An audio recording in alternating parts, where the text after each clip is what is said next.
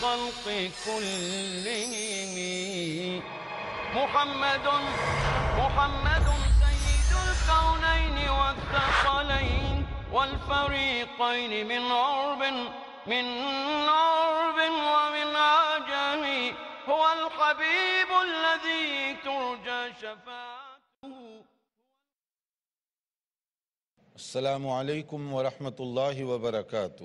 الحمد للہ رب العالمین والصلاة والسلام علی رسولہ الکریم وعلی آلہ وصحبہ اجمعین ومن تبعہ باحسان الی یوم الدین، اما بعد. محترم بھائیوں اور بہنوں، ہم تذکرہ کر رہے تھے جنازے کے متعلقات پر کہ کس طرح سے تجہیز و تکفین کا، نماز کا اور اس کے بعد تدفین وغیرہ کا انتظام کرنا چاہیے. اس سلسلے میں بہت ساری باتیں گزشتہ ہو چکی ہیں. اب ایک چند باتیں اس کے بعد میں کہ جیسے آپ نے دیکھا سنت پر عمل کرنے سے کتنا ثواب ہے، کتنی راحت ہے، کتنی خیر اور برکت ہے. سنت کو چھوڑیں گے تو ہر جگہ پریشانی، ہر جگہ زحمت ہوگی. اگر کسی کے ہاں پر کوئی اس طرح کا واقعہ ہو گیا کہ کسی کی ڈیتھ ہو گئی تو اس کے رشتہ دار یا اس کے اپنے جو ملنے جلنے والے ہیں ان کی یہ ذمہ داری ہے کہ ان کے لیے کھانے کا انتظام کرے، ان کی سپورٹ کرے، ان کی ہیلپ کرے.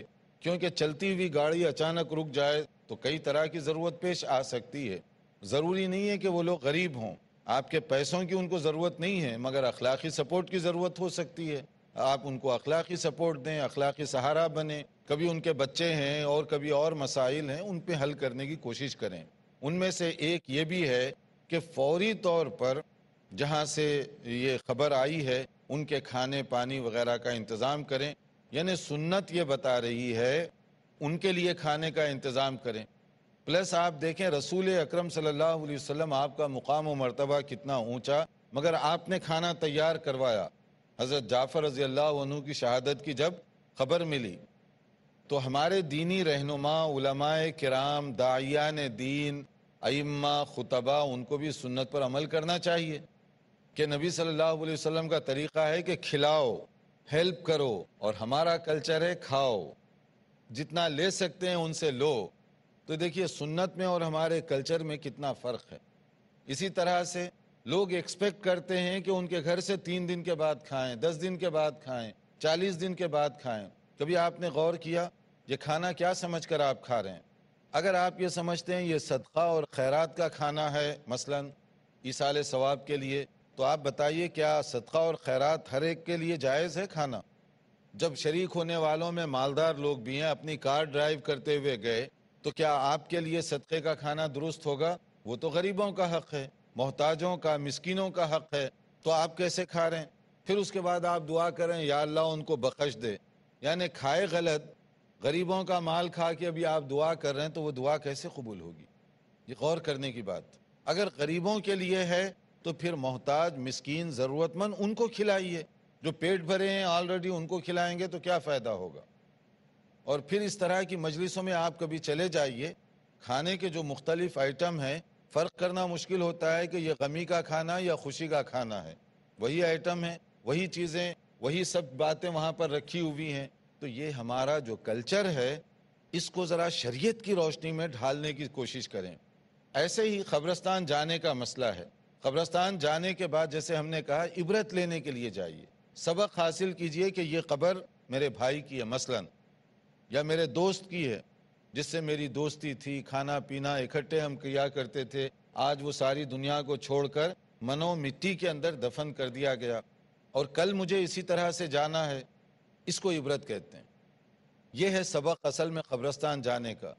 وہاں جا کر ہم کوئی اور چیزوں میں مشغول ہو جائیں گے تو پھر سبق کہاں سے ملے گا؟ اسی طرح سے وہاں کیا کہنا چاہیے؟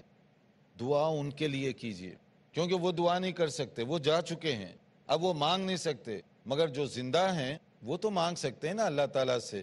آپ دعا کیجئے ان کے لیے، ان سے مت مانگیے، کیونکہ جو آلریڈی مر چکے ہیں وہ آپ کی کیسے ہیلپ کریں گے؟ آپ ان کے لیے دعا کیجئے، جو صحیح مسنون طریقہ ہے. اور اسی طرح ایک اور ادب بتایا گیا. نبی کریم صلی اللہ علیہ وسلم نے کہا مرنے والوں کو برا بھلا مت کہو کبھی بھی. یہ بری بات ہے کیونکہ وہ دنیا سے جا چکے ہیں، ان کا اعمال نامہ کلوز کر دیا گیا. اب آپ کیوں خواہ ان کی برائیوں کو لوگوں کے سامنے پیش کر رہے ہیں مرنے کے بعد خاص طور پر؟ اس سے بھی منع کیا گیا. یہ ویسے کامن سینس کے بھی خلاف ہے, اخلاق کے بھی خلاف ہے. اب وہ آدمی تو ہے نہیں اپنا ڈیفنس کرنے کے لیے, اب آپ اس کی طرف ایک طرفہ طور پہ کیا کیا باتیں اڑا دیتے ہیں, تو یہ اخلاقیات کے بھی خلاف ہے. جیسے نبی صلی اللہ علیہ وسلم نے فرمایا, قال رسول اللہ صلی اللہ علیہ وسلم لا تسبوا الاموات, مرنے والوں کو گالی مت دو, فإنهم قد افضوا الى ما قدموا, جو کچھ انہوں نے کیا وہ بھگت رہے ہوں گے وہاں پر, اچھی کی بری کی جو بھی ہے وہ ان کے ساتھ چلا گیا. اب آپ برا کہہ کے ان کو کیا کر لیں گے؟ اپنے نام اعمال کو برباد کریں گے, اپنی نیکیوں کو ضائع کریں گے. اس لیے یہ کام آپ ان کے ساتھ نہ کیا کیجیے.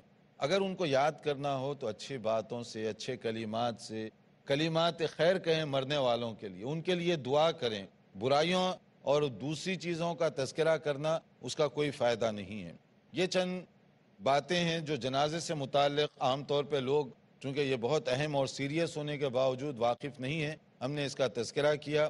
لیکن آگے دوسرا چیپٹر شروع کرنے سے پہلے ہم چاہیں گے کہ اگر آپ کے یہاں پر کوئی سوال ہوں تو آپ پوچھ لیجئے, تاکہ اسی کی روشنی میں ہم آگے بڑھ سکیں انشاءاللہ تعالی. جی آپ. جی بہت سارے لوگ قبروں پہ ہری ٹہنیاں لگا دیتے ہیں, ہری ٹہنیاں ہری ڈالی توڑ کر لگا دیتے ہیں, تو اس کا کیا حکم ہے؟ ہاں, بہت سے لوگ قبروں پر ہری ٹہنیاں لگا دیتے ہیں, اس کا کیا حکم ہے؟ دیکھیے, نبی کریم صلی اللہ علیہ وسلم ایک مرتبہ گزر رہے تھے, تو اس موقع پر آپ نے ایک شاخ توڑ کر 2 حصوں میں تقسیم کر کے 2 قبروں پہ لگایا, اور لگانے کے بعد آپ نے کہا کہ ان کو عذاب ہو رہا تھا, شاید یہ جب تک تر و تازہ ہیں اللہ تعالیٰ اپنے فضل و کرم سے ان کے عذاب میں تخفیف فرما دے. اور پھر اس کا آپ نے سبب بھی بتایا کہ کیوں عذاب ہو رہا تھا. وہی پیشاب وغیرہ کے قطرے چھینٹے, اس کی طرف آدمی توجہ نہیں دیتا, غیبت, برائی, اخلاقی, یہ ان چیزوں میں ملوث ہیں, تو یہ عذاب خبر کا ذریعہ ہیں. لیکن اس میں اگر آپ لگانا چاہ رہے ہیں تو آپ کیا کہنا چاہتے ہیں کہ اندر والے کو عذاب ہو رہا ہے اس لیے جو ہے میں یہ لگا رہا ہوں, تو پہلے عذاب کنفرم کر رہے ہیں آپ ان کا. نبی صلی اللہ علیہ وسلم کو اللہ تعالیٰ نے خاص علم دیا تھا, آپ کو بتا دی جاتی تھی بہت ساری باتیں, جو اللہ چاہتا تھا وہ آپ کو معلوم ہوتا تھا. تو اس بنیاد پر آپ نے ایک فیصلہ کیا. اگر آپ کہہ رہے ہیں تو آپ بھی وہی کام کریں گے, تو آپ یہ بتانا چاہتے ہیں کہ اس کو عذاب ہو رہا ہے اس لیے میں اب یہ ٹہنی لگا رہا ہوں. یہ ڈالی لگانے کا مقصد اس کے عذاب کو تخفیف کرنا, تو آپ کو کیا معلوم کہ اس کو عذاب ہو رہا ہے یا نہیں ہو رہا ہے. تو اس لیے یہ عام طریقہ نہیں تھا, نہ نبی صلی اللہ علیہ وسلم کا, نہ صحابہ کرام کا. ایک خاص ریزن تھا, وہ ریزن خود نبی صلی اللہ علیہ وسلم نے بیان فرما دیا. اس لیے ہری یا پیلی ڈالی لگانے کا کوئی فائدہ نہیں ہے, کوئی مقصد نہیں ہے. جی آپ کچھ. شیخ, کچھ لوگ قبروں پہ جا کے سورہ فاتحہ پڑھتے ہیں, کیا وہ صحیح ہے؟ ہاں, کچھ لوگ جا کر قبروں پر سورہ فاتحہ کی تلاوت کرتے ہیں. ابھی آپ نے دیکھا, اصل میں ان کے لیے دعا کرنی چاہیے, تو آپ دعا کریں, جتنی دعا کر سکتے ہیں وہ دعا کریں, وہ صحیح اور مسنون طریقہ ہے. تلاوت آپ اپنے لیے کرتے رہیں جتنی آپ اپنے لیے کرنا چاہیں, لیکن اس کا قبرستان سے کوئی تعلق نہیں ہے. آپ اپنے لیے مسجد میں دعا تلاوت کریں, گھر میں کریں, چلتے پھرتے کریں, یہ آپ کو اس کا ثواب ملے گا. جی السلام علیکم. تدفین کے بعد اذان بھی دی جاتی ہے قبر پہ.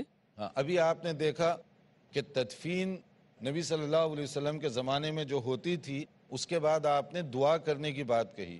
یہ جو اذان دی جاتی ہے, اقامت کہی جاتی ہے, اب آپ دیکھیے کہ کہتے ہیں کہ شیطان کو بھگانے کے لیے, یعنی اذان اور اقامت اس لیے دی گئی کہ شیطان بھاگ جائے گا. اقامت کے بعد جب آپ واپس آئیں گے اور وہ واپس آ جائے گا تو پھر کیا کریں گے؟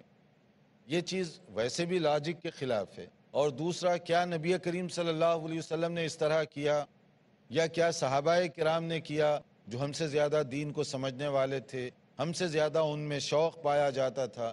نہ نبی صلی اللہ علیہ وسلم نے کیا, نہ صحابہ کرام نے کیا.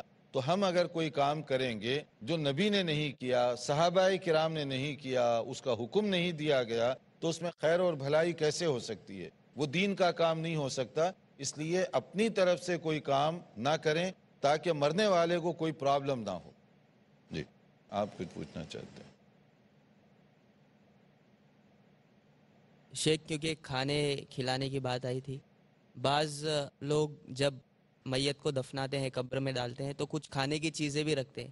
کہتے ہیں فلاں ان کو ناشتے میں یہ چیز بہت پسند تھی, تو اس پر تھوڑی تفصیل جانکاری.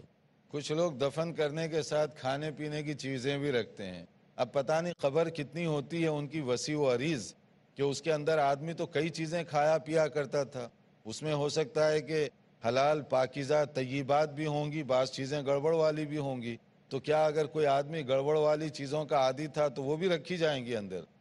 اور اگر آپ قبر میں اس کو رکھتے ہیں تو پھر وہ کیا ہوگی؟ سڑ جائے گی، خراب ہو جائے گی. اس کے بجائے کسی غریب کو دے دیں، اس کا یقیناً فائدہ ہو سکتا ہے.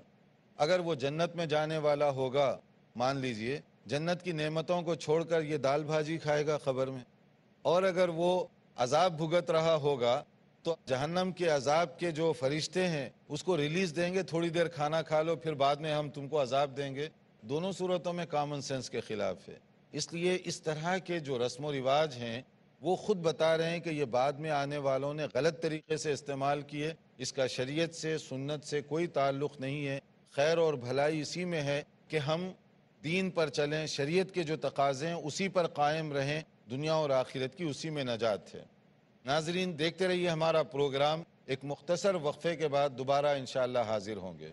محمد سید الكونین والثقلین.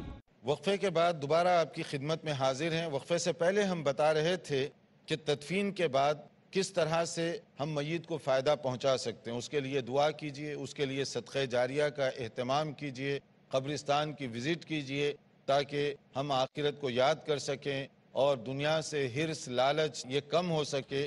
نبی کریم صلی اللہ علیہ وسلم نے ہمیں کیا آداب سکھائے کہ قبرستان کیسے جانا چاہیے، کیا پڑھنا چاہیے، ان سب چیزوں کا تذکرہ کیا گیا. اگر اس میں کوئی اور سوال ہے جنازہ اور اس کے متعلقات سے تو ہم یہاں پر لے لیں گے، اور اس کے بعد نیا چیپٹر ہمارا جو کہ بہت ہی اہم ہے زکوٰۃ کے حوالے سے اس کو ہم شروع کر رہے ہیں.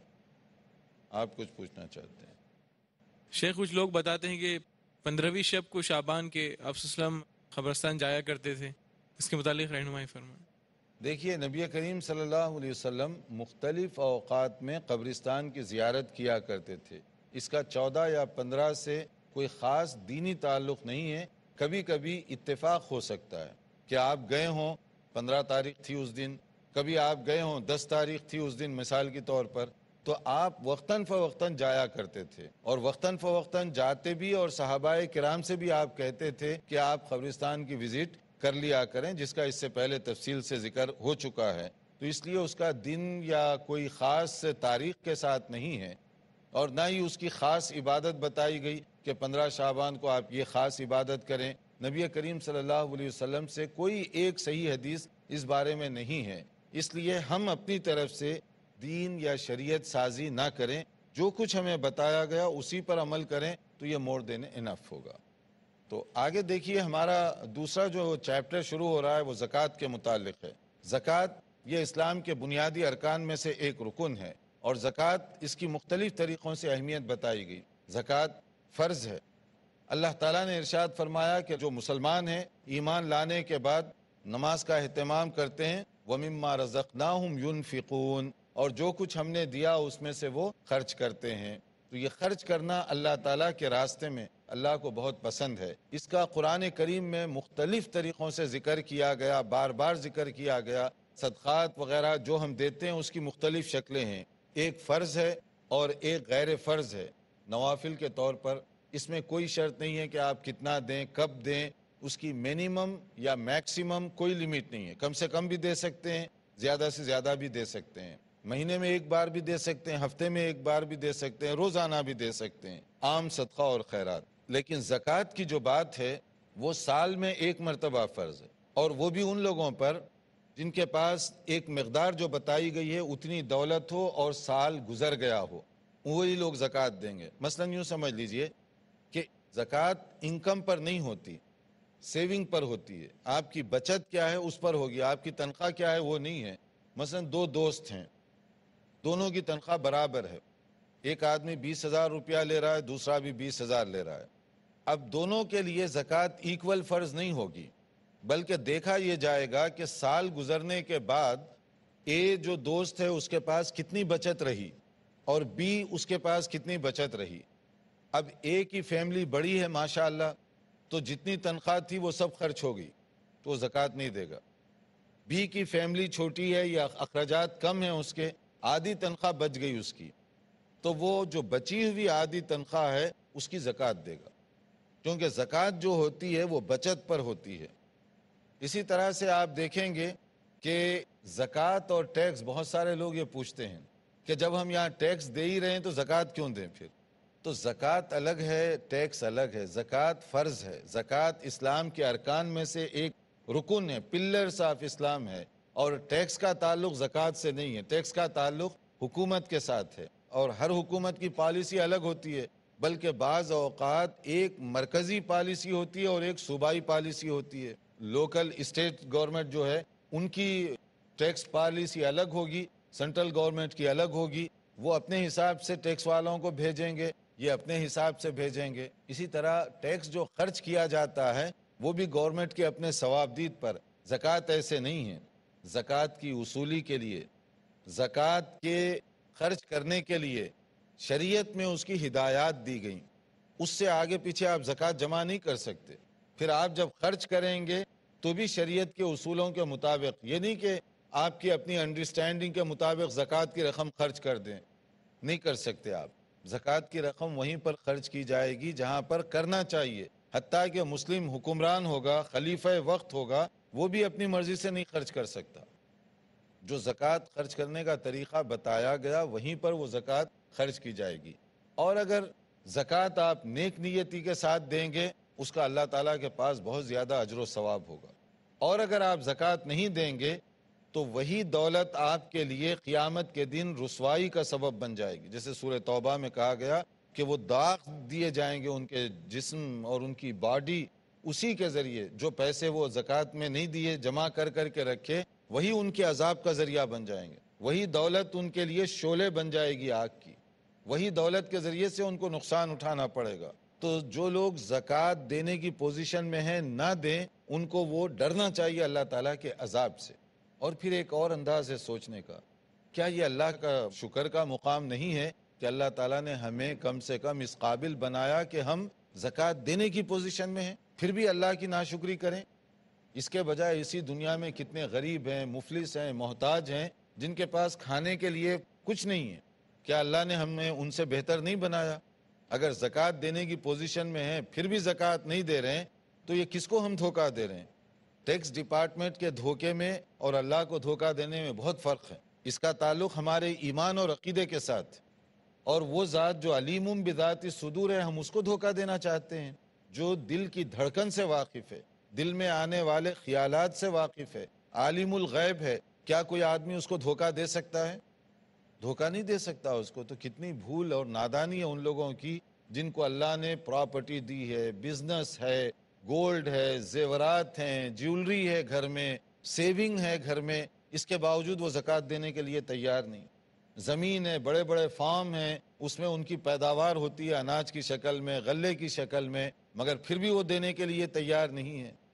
اس کا مطلب ہے کہ ناشکری کی ایک انتہائی آخری حد ہے کہ اللہ تعالیٰ دینے والا ہے پھر بھی ہم اس کی راہ میں اس کے بتائے ہوئے طریقے کے مطابق خرچ کرنے کے لیے تیار نہیں ہے۔ اور زکوٰۃ کا فائدہ کیا ہے؟ کیوں دیں زکوٰۃ؟ زکوٰۃ کا مقصد جو بتایا گیا وہ یہ ہے کہ اس کے ذریعے سے غریبوں سے امیروں کی جو دولت ہے اس کا ایک حصہ، ان پر بھی ظلم نہیں ہو رہا، ایک معمولی سا حصہ لے کر جو غریب ہیں، جو محتاج ہیں، ان کو دیا جا رہا ہے تاکہ معاشرے سے جو غربت ہے وہ ختم ہو سکے۔ زکوٰۃ کا اصل فائدہ یہ ہے غربت، پاورٹی کو ختم کرنا۔ اس کے لیے مختلف طریقے بتائے گئے۔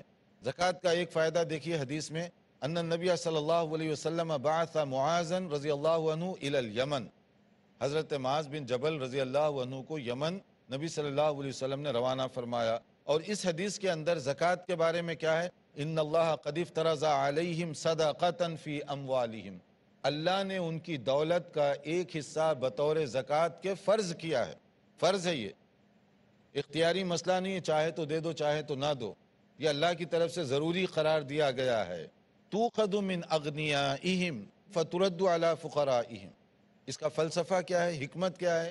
زکوٰۃ کا مقصد یہ ہے کہ دولت مند صاحب حیثیت سے لے کر محتاج، مسکین، غریب، ضرورت مند ان کو دی جائے، اور جس سے لے رہے ہیں اس پر بھی ظلم نہیں ہے۔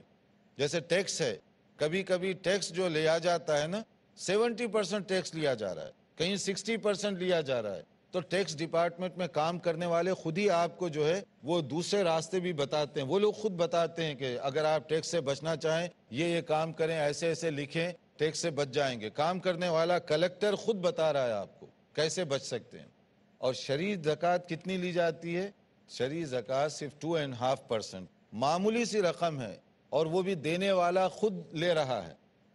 اور اس کا اگر نیک نیتی کے ساتھ دیا جائے گا تو اتنا زیادہ ثواب ہوگا اور اس کی وجہ سے اتنی زیادہ خیر و برکت ہوگی.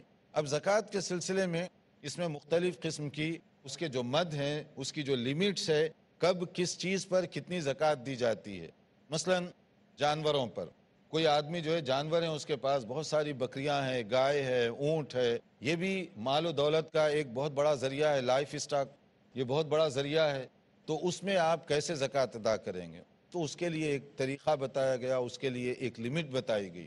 وہ لمٹ وہ لوگ جو صاحب حیثیت ہیں، جن کے پاس مویشی ہیں، جن کے پاس کیٹلز وغیرہ اس طرح کے جانور ہیں، بکری، گائے وغیرہ، تو وہ اپنے قریبی کسی عالم دین سے معلوم کر سکتے ہیں تاکہ اس کی روشنی میں وہ صحیح طریقے کے مطابق زکوٰۃ ادا کریں. اور اسی طرح سے زکوٰۃ کا ایک اور مسئلہ بھی ہے کہ کاشتکاری کی زمین ہے آپ کی، فارمنگ، کھیت، تو اس میں زکوٰۃ کیسے ادا کریں گے؟ اس کا سمپل اور آسان طریقہ ہم بتاتے ہیں، اور ہم کوشش کریں کہ اس میں صرف پریکٹیکل طریقہ جو ہے وہ بتا دیں تاکہ ایزی ہو جائے لوگوں کے لیے. تو زمین کو جو آپ سینچائی کرتے ہیں اور اس کی جو ہے کاشتکاری ہوتی ہے، دو طرح کی زمین ہے. ایک زمین وہ ہے جو قدرتی بارش کے ذریعے سے چلتا ہے کام، آپ کو الگ سے پانی انہی کے سپلائی کرنے کی ضرورت نہیں پیش آتی. تو اس میں زکوٰۃ جو ادا کی جائے گی وہ سمجھ لیجئے کہ 10%، یعنی 100 تھیلے اناج آئے تو کتنی دیں گے؟ 10 تھیلے. 100 پر 10 اناج کوئی بھی ہو، چاہے وہ گیہوں کی شکل میں ہو، چاول کی شکل میں ہو، کوئی اور اناج کی شکل ہو اس کی. اسی طرح سے اگر آپ نے کام کیا، یعنی پانی آپ سپلائی کر رہے ہیں، ٹیوب ویل لگایا ہوا ہے، اس کا خرچہ بھی ہوگا. شریعت دیکھیں کتنا خیال رکھ رہی ہے. تو اس میں مزید 5% کمی ہو گئی اس کی، یعنی 100 تھیلے اگر آئے ٹوٹل تو آپ کو صرف 5 ہی بیگ دینے پڑیں گے. یہ وہ جو زمین سے حاصل ہونے والا جو اناج ہے اس کے بارے میں. اب ایک آدمی کو اتنی زیادہ دولت ملی کہ 100 تھیلے چاول ہو رہا ہے، تو اس میں سے 5 تھیلے اگر غریبوں کے لیے دے دے تو اس کو کتنا نقصان ہوگا. یہ شریعت نے اس کو کتنے بیلنس کے ساتھ رکھا کہ آدمی کو قطعاً نقصان نہیں ہے اور وہ بڑی آسانی کے ساتھ اس پر دے سکتا ہے. اب اس کے بعد تیسری جو چیز ہے وہ گولڈ، جیولری، گولڈ یا سلور، اس کے لیے زکوٰۃ کیسے دی جائے گی؟ گولڈ اور سلور جو ہے نا، یہ بڑا اہم مسئلہ ہے شہروں میں رہنے والے. ابھی تک تو آپ لوگ آرام سے سن رہے تھے مویشی ہے نا زکوٰۃ دینی پڑے گی، نہ فارمنگ ہم کرتے ہیں نہ زکوٰۃ دینی پڑے گی. اب تو آپ کو دینا پڑے گا کیونکہ شہر کے عموماً رہنے والے سونا چاندی اور کیش منی زیادہ رکھتے ہیں، تو ان کے لیے بھی زکوٰۃ ہے. تو دیکھتے رہیے پروگرام، انشاءاللہ تعالی ہم اپنے آئندہ لیکچر میں اس کی تفصیلات بتانے کی کوشش کریں گے کیونکہ اب ہمارا وقت پورا ہو رہا ہے. تو انتظار کیجیے آئندہ لیکچر کا.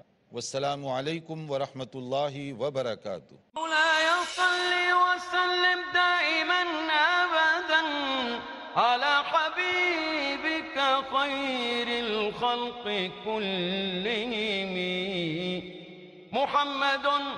محمد سيد الكونين والثقلين والفريقين من عرب ومن عجم. هو الحبيب الذي ترجى شفاعته، هو